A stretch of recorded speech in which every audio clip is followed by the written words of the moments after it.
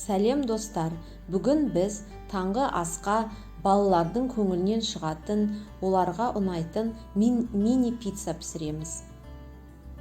Ол үшін 400 мл жылы сүтке 1 шай қасық дрожжи, 1 шай қасық қант қосамыз, 1 шай қасық тұз, 50 мл сұйық май қосып араластырамыз. Енді 500-550 грамм ұнды 2-3 рет бөліп, жұмсақ қамыр илейміз. 1-1,5 сағатқа жылы жерге қоямыз. Қамыр көтерілген соң күлшелерге бөліп аламыз.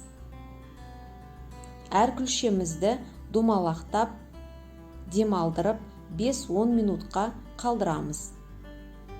Енді противенге пергамент қағазын төсеп, күлшелерді жаямыз.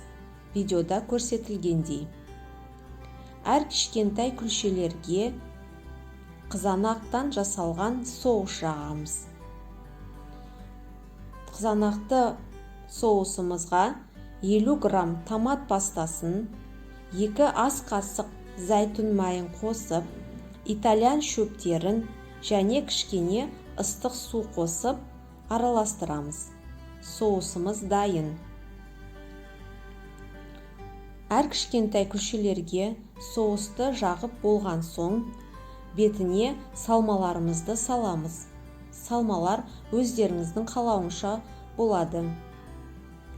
Күлшелерге колбаса, помидор және сыр қойып, 180-200 градуста 15-20 минут пісіріп аламыз. Мини пиццаларымыз дайын.